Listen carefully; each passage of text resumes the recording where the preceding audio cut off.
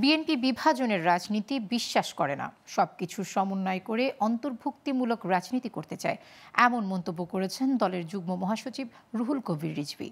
বৃহস্পতিবার নয়াপল্টনে বিএনপির কেন্দ্রীয় কার্যালয়ে সংবাদ সম্মেলনে তিনি মন্তব্য করেন। এদিকে স্থায়ী কমিটির সদস্য আমির খসরু মাহমুদ চৌধুরী এক অনুষ্ঠানে বলেন, রাজনৈতিক দলগুলো ঐক্যমত না হলে সংস্কার কমিশনগুলোর সুপারিশ বাস্তবায়ন হবে না।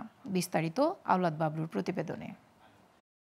সবাই প্রত্যাখ্যান করেছে এটা, তার বাইরেও যারা। বর্তমান প্রেক্ষাপটে সাংবাদিকদের বিভিন্ন প্রশ্নের জবাব দিতে বৃহস্পতিবার রাজধানীর এক অভিজাত হোটেলে মুখোমুখি হন বিএনপির স্থায়ী কমিটির অন্যতম সদস্য আমির খসরু মাহমুদ চৌধুরী। আলোচনায় আসছে, এটাই হাস্যকর ব্যাপার।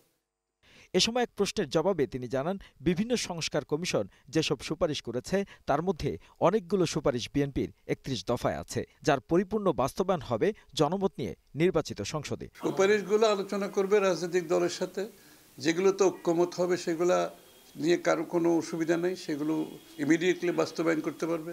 আর যেখানে ঐক্যমত হবে না সেগুলো আগামী নির্বাচনে প্রত্যেকটি দল জনগণের কাছে তার নির্বাচনী প্রচারণায় যাবে, জনগণের সামনে তুলে ধরবে, ম্যান্ডেট নেবে, এবং ম্যান্ডেট নিয়ে যারা নির্বাচিত হবে জনগণের ম্যান্ডেট নিয়ে তারা সংসদে এটা পেশ করবে, সংসদে এটা পাশ করবে, আলোচিত হবে, পাশ করবে। এটাই তো গণতন্ত্র। এদিকে নয়াপল্টন বিএনপির কেন্দ্রীয় কার্যালয়ে শহীদ জিয়ার ৮৯তম জন্মবার্ষিকী উপলক্ষে যৌথ সভা শেষে সংবাদ সম্মেলন করেন রুহুল কবির রিজভী। আন্তরিক প্রীতি এবং শুভেচ্ছা জানাচ্ছি। এ সময় রিজভী বলেন, বাঙালি জাতিগতভাবে ইসলামের প্রতি শ্রদ্ধাশীল, কিন্তু এটাকে কেন্দ্র করে রাজনৈতিক ফায়দা লোটা মূল্যবোধের পরিপন্থী।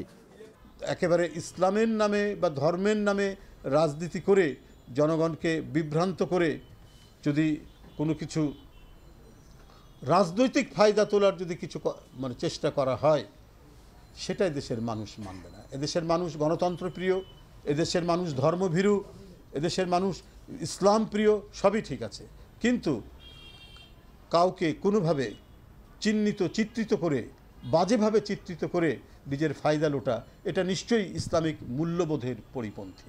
বিএনপি বিভাজনের রাজনীতি বিশ্বাস করে না, সবকিছুর সমন্বয় করে অন্তর্ভুক্তিমূলক রাজনীতি করতে চায় বলেও জানান বিএনপির এই নেতা। আমরা সবকিছুকে সমন্বয় করে আমরা ইনক্লুসিভ যে রাজনীতি, সেই রাজনীতি করতে চাই, কিন্তু বিভাজনের রাজনীতি আমরা করতে চাই না। আওলাদ বাবলু, গ্লোবাল টেলিভিশন, ঢাকা।